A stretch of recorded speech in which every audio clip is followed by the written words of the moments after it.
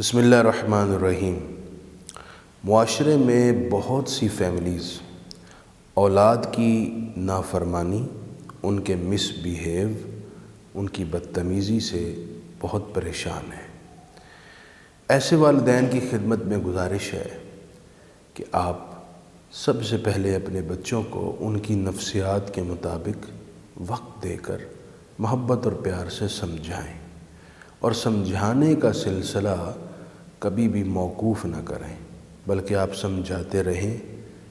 آخر کار نصیحت کسی نہ کسی وقت اثر کر ہی جاتی ہے۔ اور اس کے ساتھ ساتھ ایک بات بہت امپورٹنٹ یہ ہے، کبھی اپنی اولاد کو بد دعا نہ دیں۔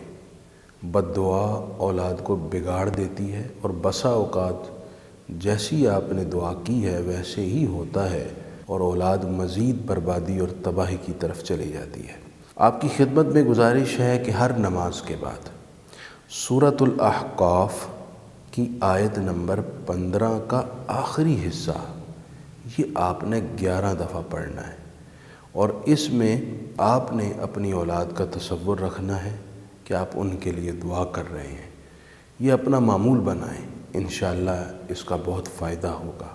وہ آیت کا آخری حصہ یہ ہے، وَأَصْلِحْ لِي فِي ذُرِّيَّتِي إِنِّي تُبْتُ إِلَيْكَ وَإِنِّي مِنَ الْمُسْلِمِينَ۔ اس کا ترجمہ یہ ہے کہ اے پروردگار، تو میری اولاد کی اصلاح فرما، میں تیری بارگاہ میں رجوع لایا اور میں مسلمان ہوں۔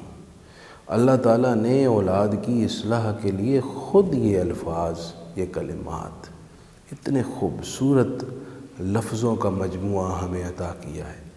اسی کو اپنی عادت بنائیے، اور اس کے ساتھ ساتھ جو تدابیر ہیں وہ بھی ضرور اختیار کریں۔